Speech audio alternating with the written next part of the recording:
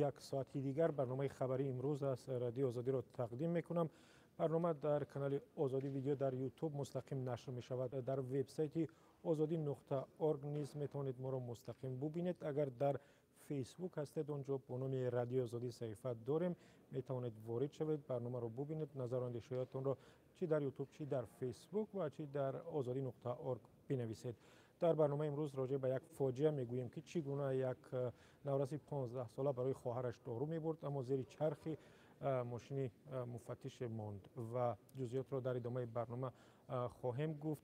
گزارش دیگر در باره آن است که چگونه در تاجیکستان یک عید را چند سال پیش عید کافران میگفتند و تجلیل نمیکردند، حالا علامت های تجلیل آن را مشاهده میکنید. چگونه عید است؟ صبر کنید، برنامه تا کمتر از یک ساعت دیگر شروع می شود، تماشا میکنید. و همین گونه گزارش داریم درباره به حبس یک عمری محکوم شدن یک جوان افغان تبار که در امریکا میخواست حمله انجام دهد و همین گونه نقش تاجیکی در حمله تروریستی در استکهلم بخش دیگری از برنامه هست. و اگر درباره مرغ پروری یا که گوشت مرغ که در تاجیکستان گاه کمچین میشود میخواهید بدونید، پس صبر کنید. برنامه تا کمتر از یک ساعت دیگر شروع می شود در وبسایت azadi.org، در کانال آزادی ویدیو در یوتیوب و همین گونه در صفحه رادیو آزادی در فیسبوک. لطفاً برنامه رو به دوستانتان نیز بفرستید تا بیخبر نمانند.